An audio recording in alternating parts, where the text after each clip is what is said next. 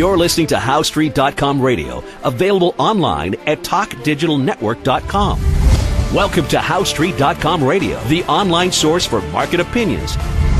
Here is Jim Goddard. My guest is John Rubino, author of several books on the economy, including The Money Bubble.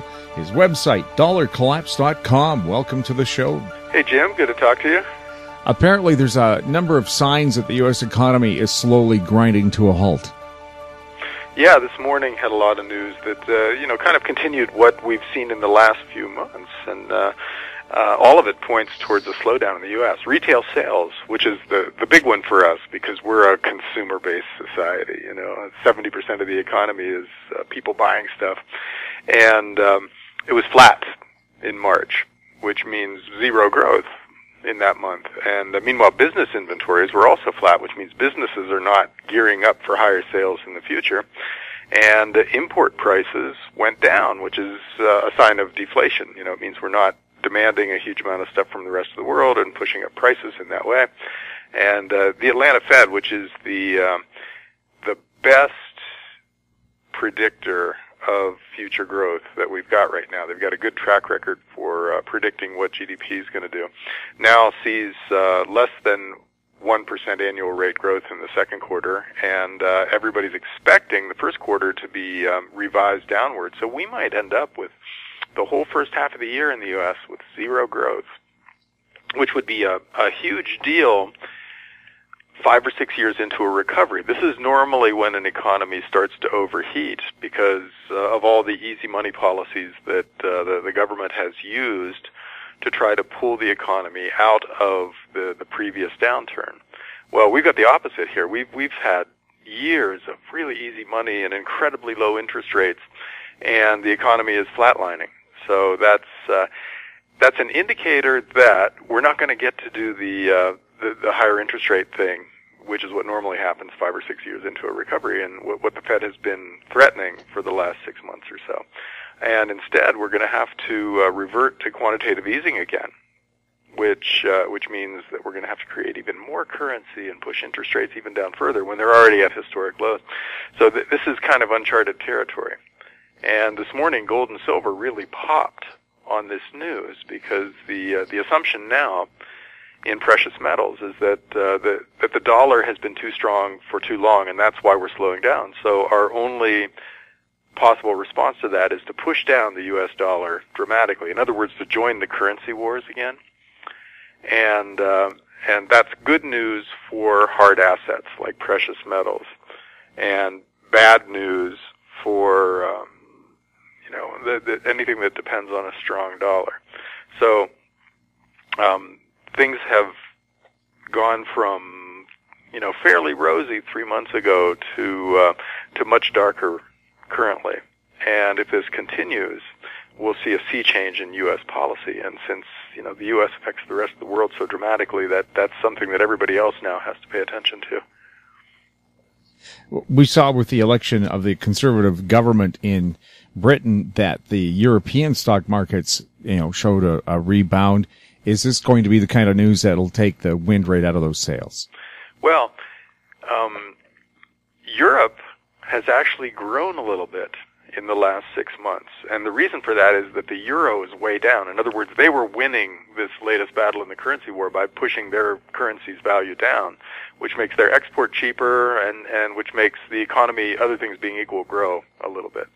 And so Europe is actually doing better than the U.S. right now, which is why we have to shift gears and push down the value of the dollar versus the euro. So, if the dollar is devalued in the coming year, and since all of these currencies are just relative to each other, right?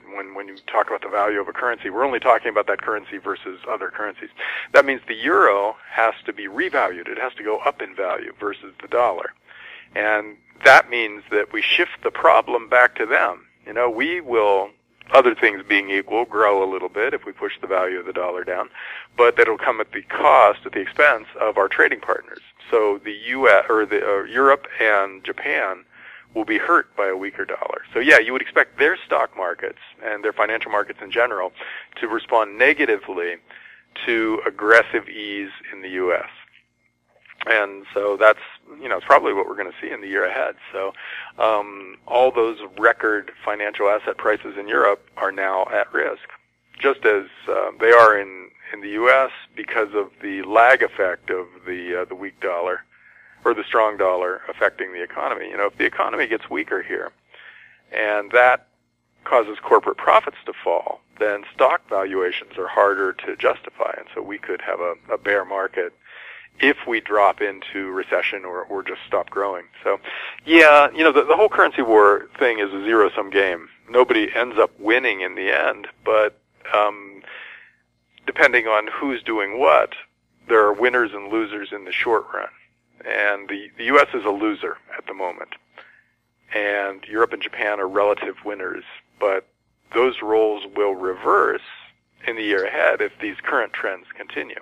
So this is just, this is just inept, largely bankrupt countries playing silly games with their money, trying to get through the next election cycle and trying to increase corporate bonuses so that executives can pay more for re-election campaigns for congressmen and senators. It's nothing that really contributes to the welfare of the rest of us, and so it only matters in the sense that your job depends on some sector growing or not, or your investment portfolio depends on growth in one country or another, and so it leads to cynicism, I think, on the part of people who pay close attention to this, because none of it is real. It's all just financial games being played, and it's going to end extremely badly, because while we're doing this, while we're playing these games, we're borrowing more and more money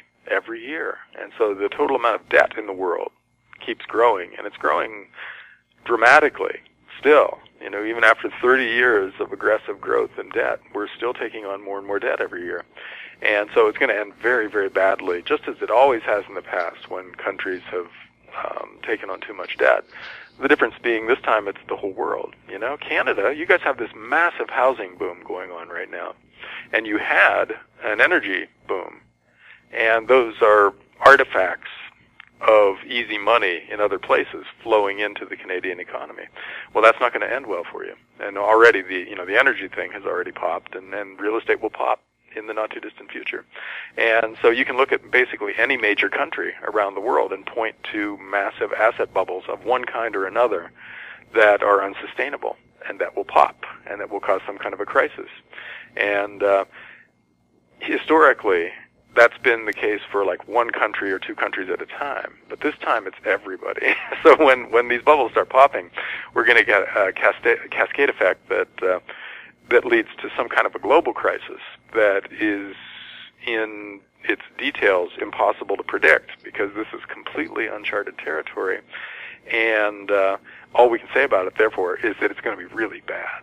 We can't say exactly what's going to happen, but we can say when these bubbles start popping, things will spin out of control, and central banks won't be able just to, lower interest rates a quarter of a point or announce a slight increase in QE and fix it. It won't work that way. So crazy times are coming, and they may be coming quickly if the U.S.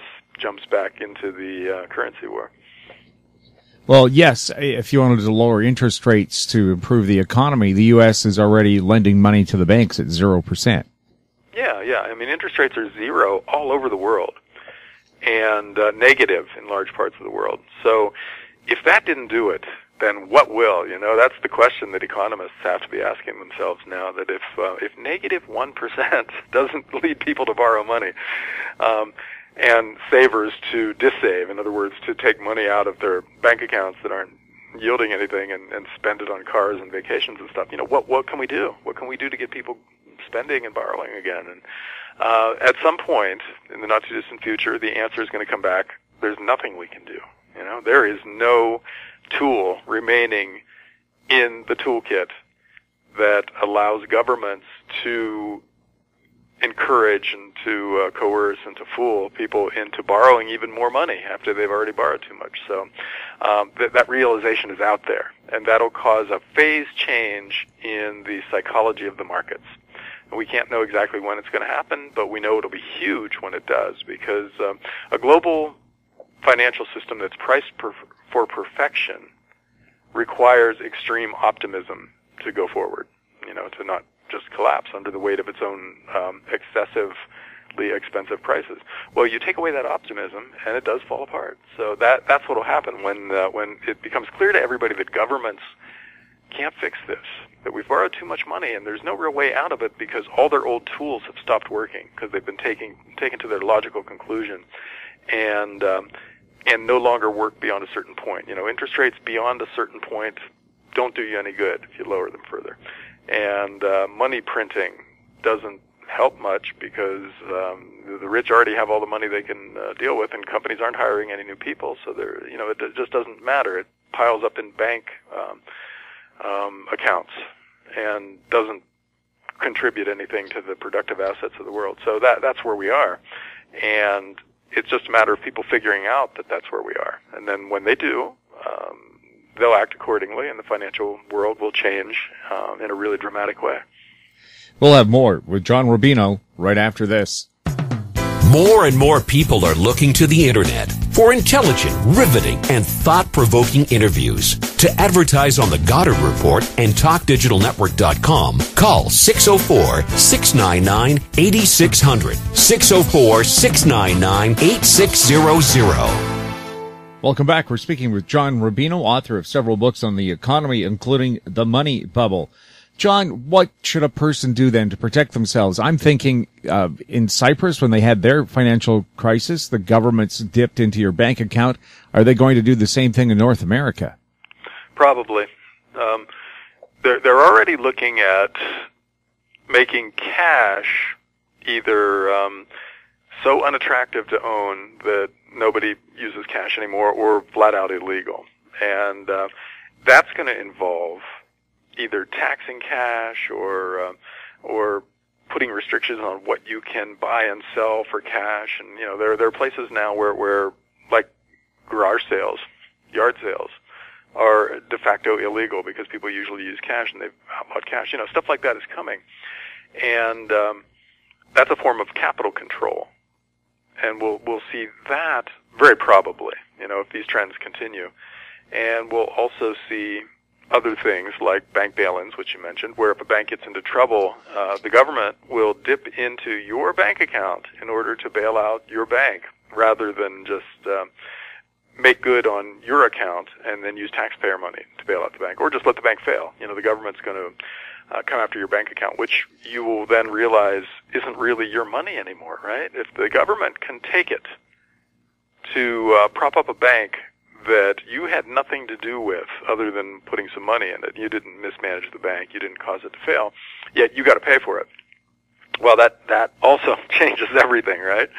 So we're heading for a situation where it's not attractive anymore to keep your money in a bank account because it's not risk-free. Not only doesn't it pay you any interest, it charges you interest and could cost you 10 or 15 or 20% of your bank account if the government decides to use that money to bail out the bank. So why would you keep money in a bank account? Okay. But if you pull your money out, there are all kinds of restrictions on cash, what you can do with it, where you can store it, et cetera, et cetera. And so that's not attractive either. So we're coming to a time when if the government has its way, we'll all just put money in brokerage accounts. We'll just all be stock market investors.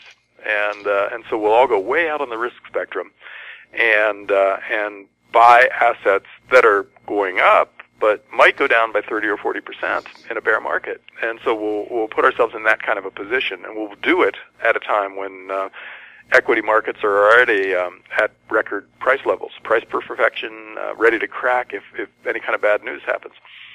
So it's really despicable what public policy is herding us into now. It's really steering the average saver and the average investor towards things that we shouldn't be involved with our risk-free capital. The money we want to keep off to the side as savings that we can't lose. The governments are now telling us we need to take risks with it. So, we're coming to a time when our options are going to be very limited and very unattractive, and the question then becomes, will we figure out that this is happening and why it's happening? Will we understand that governments are doing this on purpose because they've run out of tools? They can't fix the mess that they've made, and now they're using us in order to siphon as much money as possible out of regular people's accounts before the system falls apart. And let the average person figure that out, and then everything changes. And so that's the kind of thing we're headed for right now. Is that why the police are seizing cash whenever they have an opportunity to? I mean, Canadian tourists in the U.S. are out billions of dollars. If you get stopped by a cop and you have $1,000 in your pocket, he's going to say, that's drug money, I'm taking it. The best deal you can get is if you promise not to sue us, I'll give half of it back. Yeah, the whole asset forfeiture thing is, I've got a category on dollarclaps.com called creeping fascism. And that is a perfect example of the government becoming a predator, where it used to help us, where highway patrolmen used to be our friends. And the local cop was, if not your buddy, at least somebody you could trust to come to with a problem. Well, now that's changing. These guys are predators. Sort of like in some countries where they'll pull you over and they'll take your driver's license and you have to pay them to get back the driver's license. Well, the U.S. is adopting policies that are sort of like that, where they'll pull you over, and if there's anything conceivably suspicious, they'll take your stuff. And you have a hard time getting it back, assuming you can never get it back. And so what has happened is that got started on a very small scale in the U.S., and then localities figured out that they can finance themselves by doing this. And so the cops become profit centers. The more money they bring in through asset forfeiture, the better gear they can buy. They can buy high-tech assault weapons and troop carriers and stuff like that if they bring in enough money. So now they have an incentive to go out and rip you off. And there's a little bit of pushback about that. Finally, I think one locality or one state made that kind of thing illegal just lately. And hopefully that's the start of a trend in which we rein these guys in. And we put cameras on the police, and we make it clear that you can't confiscate assets without due process, and all the rest. And so, hopefully we're going to fix this aspect of U.S. dysfunction, but there's no guarantee. We're messing up in so many different ways that fixing everything sounds kind of unlikely at this point. More likely is that we have to have some kind of a crisis that gets everybody's attention. And at that point, maybe we can have a conversation that allows us to come to the right conclusions, which will center around individual freedom being restored and limitations on government power being restored, stuff like that.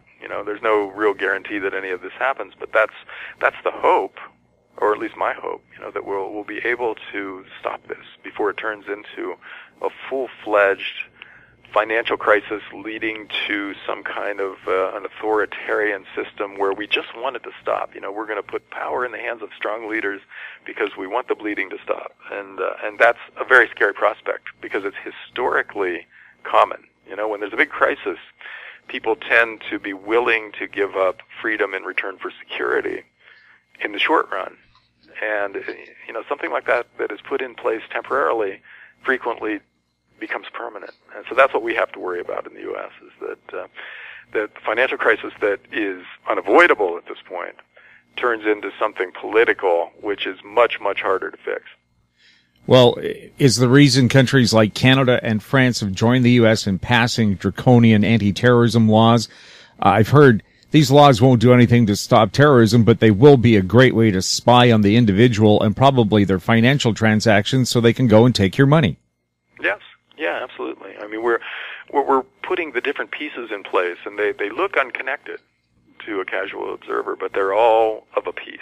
We're developing the technology to spy on all of our electronic communications, from cell phone conversations to texts to email, everything, and to store it and to data mine it.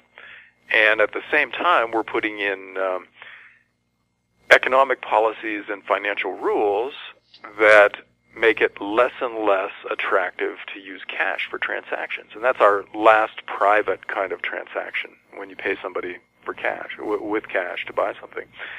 And so once the war on cash is complete, and cash is either illegal or just really inconvenient to use, and everything else is being monitored, then individual privacy largely disappears. They can already turn your cell phone on remotely and use it as a microphone. The new high-definition television sets that are coming out can also be tapped in the same way. They can turn the camera on the phone and the microphone, or the camera and microphone on the TV on remotely and watch what you're doing. So our old notions of personal privacy are being threatened by technology and by government policy, which has this tech and can't resist using it, apparently. Well, a friend asked me once, how come Netflix knows when you leave the room? And I said, it's because your TV set is spying on you. They didn't believe me. And I said, well, you should take a listen to the Goddard Report where we talked about that. And of course, here with our interview with you as well. So Netflix knows when you're leaving the room? I didn't know that yet. Yes, it does. That's disturbing. Okay. Yeah. And a lot of game systems are the same way. They have cameras that they use as part of the gaming process. They watch what you're doing, and that allows you to play the game more intimately. But the same technology can be used for spying. And so when they can turn on your cell phone or the cell phones around you and use them to listen in on what you're doing in a restaurant or whatever, and when they can watch you at home in a lot of different ways, then when they know exactly where all your financial accounts are and can make them vaporize at will, we're not free anymore. We're at the mercy of guys who have an awful lot of power and who are probably being corrupted by that power as we speak. So this is a scary world, and hopefully, starting with all the leaks that have come out lately, especially Edward Snowden's, and the little pockets of investigative journalism that still exist out there, hopefully, we'll be able to have a conversation in which enough people get educated about this stuff and demand that the ability of government to spy on us and manipulate our finances is scaled back to the point where we have a reasonable expectation of privacy, which we don't right now. Well, here in Canada, we have the public safety minister saying if you're not in favor of our new anti-terrorism bill, C-51, then obviously you're in favor of terrorism. Yeah. That's the argument. And whenever anything happens, whenever there's any kind of an incident, that just gives more impetus for the movement towards universal surveillance. And so, another thing we can't rule out is some kind of a false flag, where if the government finds itself losing on these issues, where all of a sudden something just blows up, they blame it on other people. But it silences the critics of this kind of surveillance. And so, well, wasn't that the start of all the conspiracy theories about 9/11? The government wanted excuses to spy on you. Well, yeah, and I don't know anything about the details of. But I'm just saying that's probably what started it. I'm not saying there was a conspiracy. Well, I mean, I'm just saying false it would. Flags. Yeah. False flags have been used for political purposes since the beginning of organized warfare. And there's some really high-profile ones that the U.S. perpetrated, where we staged an attack, and we blamed it on somebody else, and we used that as an excuse for picking a fight with them and invading them.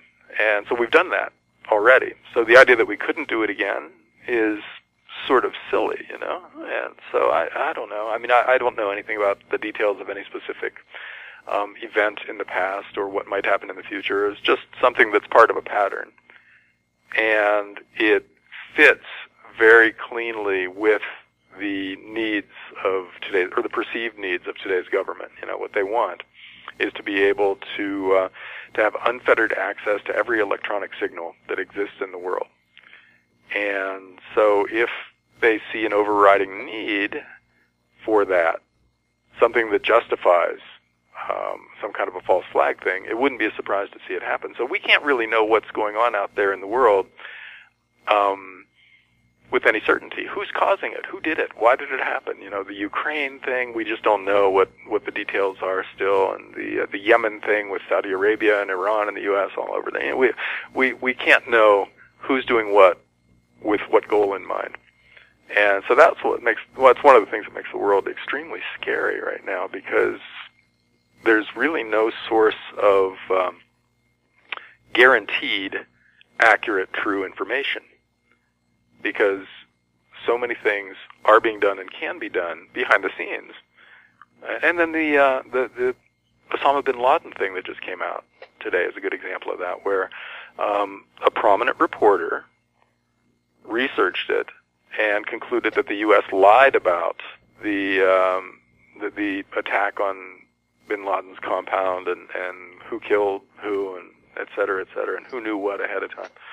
And so who knows about that either? We just don't know so much. And well, my sources have told me bin Laden was actually killed about 10 years ago, and what the last raid was just an attack on some old guy who looked like him. Yeah, and I think NBC News just came out and confirmed a lot of Seymour Hersh's, the reporter's, conclusions. So this has legs. This story is going to go on for a while before we find out the truth. But right now, it's hard to know who to believe, which is kind of the case with everything out there.